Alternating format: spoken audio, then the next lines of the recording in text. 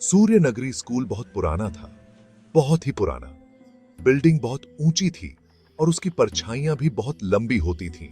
बच्चों को कहानियां पता थीं, खाली गलियारों में फुसफुसाहट की कहानियां।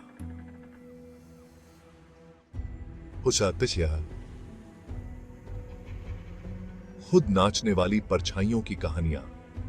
स्कूल के पीछे पेड़ों में छुपा हुआ एक और बिल्डिंग थी, और भी पुरानी, और भी रहस्यमयी। वहां कोई नहीं जाता था, कोई नहीं हिम्मत करता था। कहा जाता था कि वहां भूत रहते हैं। बच्चे उसके बारे में फुसफुसाते थे।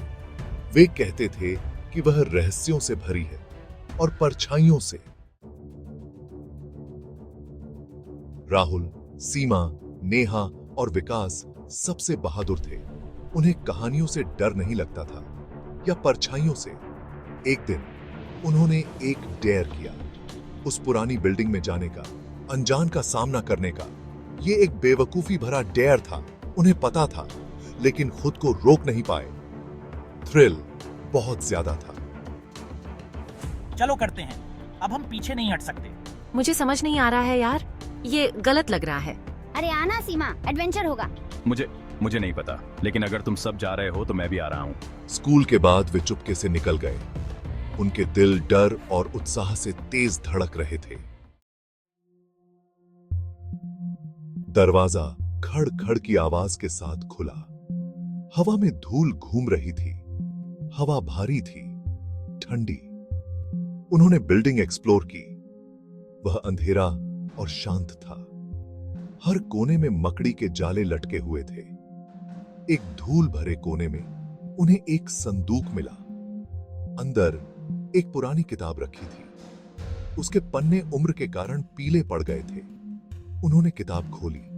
लिखावट अजीब थी, प्राचीन। जैसे ही उन्होंने पेरहा, कमरे में परछाइयां हिलने लगीं। अचानक हवा और ठंडी हो गई। दीवारों पर परछाइयां फैल गईं और नाचने लगीं। उन्होंने अजीबो गरीब आकार ले लिए। बच्चों को किसी की मौजूदगी महसूस हुई। कोई उन्हें देख रहा था।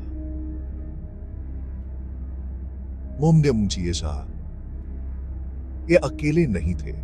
डर उनके दिलों में समा गया। वे भागना चाहते थे, लेकिन वे अपनी जगह पर जमे हुए थे। किताब उनके हाथों से फिसल गई और जमीन पर गिर पड़ी।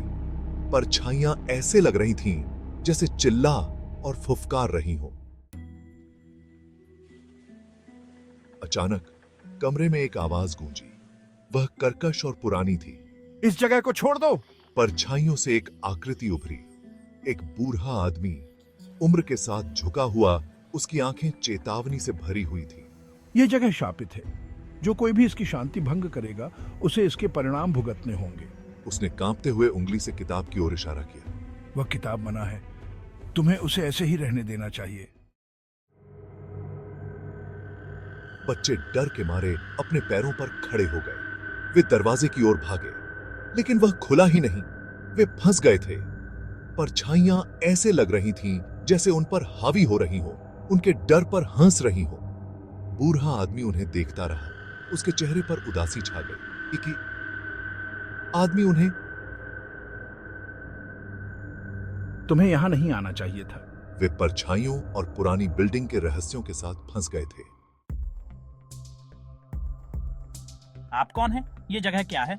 यह जगह कभी लाइब्रेरी हुआ करती थी, लेकिन इसे एक शक्तिशाली जादूगर ने शाप दिया था। जादूगर ने आत्माओं को परछाइयों में कैद कर दिया। वे आजादी चाहते हैं और इसे पाने के लिए वे कुछ भी करेंगे। तुमने अपनी उत्सुकता से उन्हें जगा दिया है।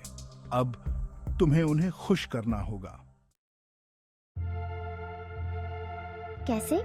हम उन्हें कैसे खुश कर सकते हैं? तुम्हें माफी मांगनी होगी। तुम्हें उन्हें दिखाना होगा कि तुम्हारा कोई बुरा इरादा नहीं था। बच्चे हिचकिचाए, लेकिन वे जानते थे कि उनके पास और कोई चारा नहीं है। उन्हें कोशिश करनी ही होगी।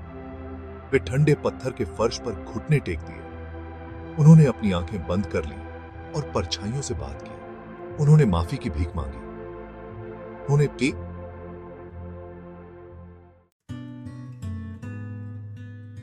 धीरे धीरे परछाइयां कम होने लगी। हवा गर्म होने लगी। बच्चों ने हिम्मत करके अपनी आंखें खोली। दरवाजा खड़खड़ की आवाज के साथ खुला। तुम्हें बख्श दिया गया है, लेकिन इस सबक को याद रखना।